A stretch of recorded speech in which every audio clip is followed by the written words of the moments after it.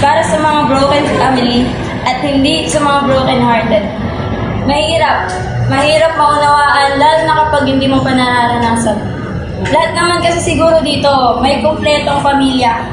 Akin lang ata yung pumalya. Bawat araw, buwan at taon na lumilipas. Tila ang pag-asang makumpleto ulit tayo ay unti-unti na rin kumukupas. Pa, akala ko ba walang iwanan sa hirap at ginawa? Bakit ngayon, ang pagmamahal niyo para sa isa't isa ay naglaho na rin na parang bula? Ang hirap bilang isang anak, makita mo ang mga magulang mo na may kanya-kanya ng landas.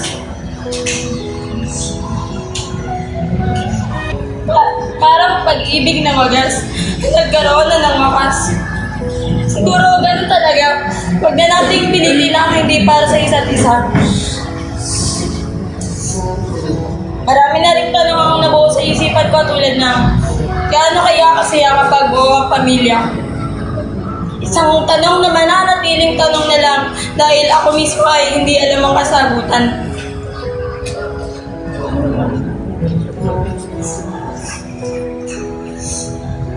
Parang karayom na ang hirap lusutan. Mas maganda na siguro ko huwag na nating solusyonan dahil sa unang bahagi pa lamang naman ay ako lang din ang mahihirapan.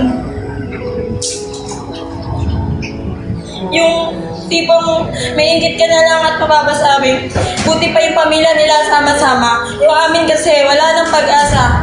Pag-asang makita ko pa ang buo at masaya. Pag-asang makita ko pa yung mga magulang ko mahal pa rin ang isa't isa. Mama, maaari pa ba nating ibalik ang nakaraan kung saan hindi pa ang uso ang hiwala rin sa inyo ni Papa? Papatawarin naman kita kung sakaling babalik ka. Kaso, naalala kong masaya ka na nga pala sa piling ng bago mong pamilya. Ngayon pa man, masaya ako at naging malaking parte kayo ng buhay ko. Isang pamilyang hindi man buo at perpekto, pero paniguradong may pagmamalaki ko. At yan ang kanyang mumunting kwento.